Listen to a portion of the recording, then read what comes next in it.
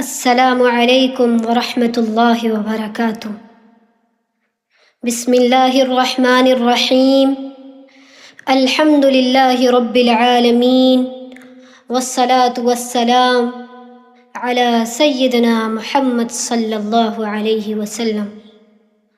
اما بعد، قال اللہ تعالی: ان اکرمکم عند اللہ اتقاکم۔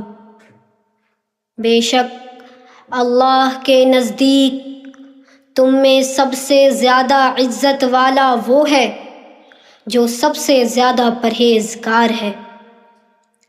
محترم صدر محفل، معزز علماء کرام، قابل احترام اساتذہ اور جامعہ ام ہانی کے عزیز طلباء و طالبات، آج ہم سب اپنے پیارے وطن ہندوستان کا یوم آزادی منا رہے ہیں۔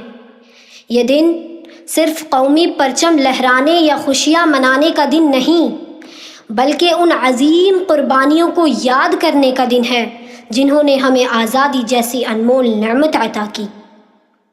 جب ہم جنگ آزادی کا ذکر کرتے ہیں تو اکثر ہمارے ذہن میں مرد مجاہدین کے نام آتے ہیں، لیکن اگر ہم تاریخ کا گہرائی سے مطالعہ کریں تو معلوم ہوتا ہے کہ مسلمان خواتین نے بھی اس جد و جہد میں نہایت اہم، باوقار اور یادگار کردار ادا کیا۔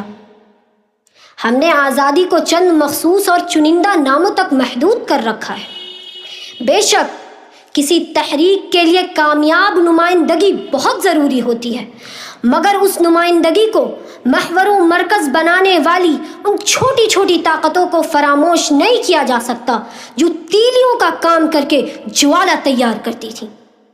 ملک کی آزادی کا کوئی بھی باب خواتین کی قربانیوں سے خالی نہیں۔ وہ کبھی حوصلہ بن کر، کبھی طاقت بن کر اور کبھی تحریک بن کر متحرک رہیں اور مجاہدین آزادی کے حوصلے کو بلند کرتی رہیں۔ وہ نہ تو حق سے دستے بیدار ہوئیں، نہ ہی فرض سے۔ امور خانہ داری سر انجام دینے والی خواتین ضرورت پڑنے پر اپنی تنظیمی صلاحیتوں کے ساتھ گھوڑے پر سوار ہو کے میدان جنگ میں اتر آئیں، کئی مرتبہ جیل گئیں، تلوار اور قلم کی دھار اور کاٹ کو بوقت ضرورت استعمال کیا اور خوب کیا۔ ہندوستان کی تحریک آزادی کو زمانے اعتبار سے دو حصوں میں تقسیم کیا جا سکتا ہے۔ ایک 1857 عیسوی اور اس کے بعد کا دور، جب ملک میں جگہ جگہ بغاوت بلند ہو رہی تھی اور انگریزوں سے مقابلہ آرائی کا سلسلہ جاری تھا، اور دوسرا وہ دور جب پورے ملک پر انگریزوں کی پکڑ مضبوط ہو گئی تھی۔ اس زمانے میں انگریزوں سے مقابلہ دلانے کے لیے مختلف تحریکیں سرگرم عمل تھیں۔ ان دونوں دور میں ہمیں مسلم خواتین مرد مجاہدین کے ساتھ جد و جہد کرتی ہوئی نظر آتی ہیں۔ اسرار الحق مجاز نے ہندوستانی عورت کو مخاطب کرتے ہوئے کہا: تیرے ماتھے پہ یہ آنچل بہت ہی خوب ہے لیکن، تیرے ماتھے پہ یہ آنچل بہت ہی خوب ہے لیکن، تو اس آنچل کو ایک پرچم بنا لیتی تو اچھا تھا، تو اس آنچل کو ایک پرچم بنا لیتی تو اچھا تھا۔ تو میں آپ کو یہ بتا دینا چاہتی ہوں کہ مسلم خواتین نے آنچل کو پرچم ہی نہیں بنایا، بلکہ انہوں نے بندوق اور تلوار اٹھائی، گھڑ سواری کی اور میدان میں دشمن سے مقابلہ کر کے اپنی بے مثال شجاعت کی جوہر دکھائی۔ یاد رہے کہ 1857 میں جب جا بجا انگریزوں سے مجاہدین آزادی کی جنگ جاری تھی، بہت سی مسلم خواتین کے نام ملتے ہیں جنہوں نے بنفس نفیس جنگ میں حصہ لیا، بہت سے دشمنوں کو قتل کیا، پھانسی کے پھندے پہ چڑھا دیے گئیں، لیکن انہوں نے کبھی بھی کمزوری نہیں دکھائی۔ بہت سے ایسے مواقع آئے جہاں خواتین نے مردوں سے بڑھ کر بہادری کا مظاہرہ کیا۔ کتنی ہی عورتیں ایسی تھیں جن کا سہاگ چھن گیا، گودی سونی ہو گئی، ساز و سامان جلا دیے گئے، گھر لوٹ لیے گئے، لیکن انہوں نے ذرا بھی کمزوری نہیں دکھائی۔ کرنل ہیڈسن نے ایک موقع پر کہا تھا: جس ملک کی عورت اتنی جاباز اور وفادار ہو، وہاں انگریزوں کی حکومت محض چند دولت و جاگیر اور لالچی غداروں کی وجہ سے ہی ہے۔ میری بہنوں، جن دنوں دلی میں بہت افراتفری تھی، وہاں ایک آسودہ حال گھرانے کی خاتون جس کا نام نازنین تھا، وہ فوج میں بھرتی ہو کر فصیل کے پہرے پر مقرر ہوئی۔ وہ بندوق کا نشانہ لگانے اور تلوار بازی میں ماہر تھی۔ فصیل کے حفاظت کرتے ہوئے گولی کا نشانہ بن کر شہید ہو گئی۔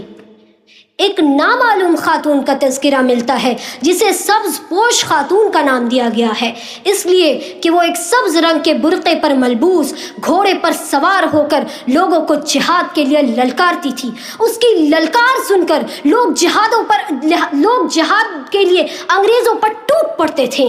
بہت سے ایسے مواقع آئے جہاں اس نے دشمن کے صفوں کے صفے الٹ دیے، کبھی پیدل آتی، کبھی گھوڑے پر آتی اور اپنی بہادری کی جوہر دکھا کر چلی جاتی۔ ایک دن گھوڑے سے گری اور قید کر لی گئی، اسے امبالہ جیل بھیج دیا گیا، پھر پتہ نہیں چلا اس کا کیا حشر ہوا۔ میرے عزیز بھائیوں اور بہنوں، یہ خواتین صرف ایک چند نام نہیں بلکہ ایک فکر اور ایک پیغام ہے۔ ان کی زندگی ہمیں بتاتی ہے کہ قوم کی ترقی میں خواتین کا کردار بنیادی حیثیت رکھتا ہے۔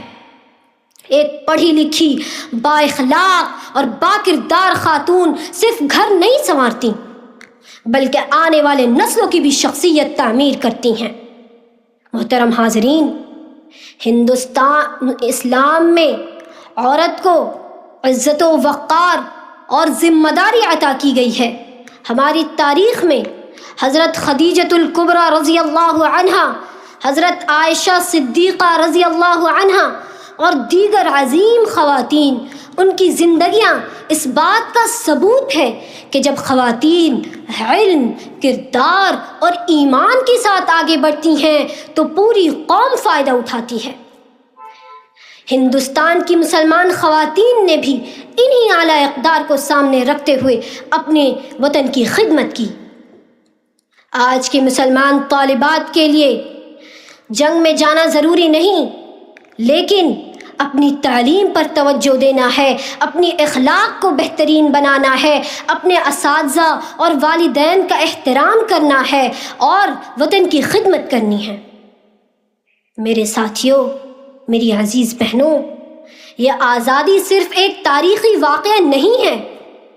ہم اپنے کردار، اپنی دیانتداری، اپنی محنت اور اپنے خدمت سے اپنے وطن کو مضبوط بنائیں گے تو یہی ان عظیم خواتین کے لیے بہترین خراج عقیدت ہوگا۔ آئیے آج ہم سب مل کر یہ عہد کریں کہ علم کو اپنا زیور، اخلاق کو اپنی پہچان اور ایمان کو اپنا کردار بنائیں گے۔ اللہ تعالیٰ سے دعا ہے کہ اللہ تعالیٰ ہمارے وطن کو ہمیشہ خوشحال اور امن اتحاد کے ساتھ رکھے، آمین۔ وآخر دعوانا ان الحمد للہ رب العالمین۔ السلام علیکم ورحمۃ اللہ وبرکاتہ۔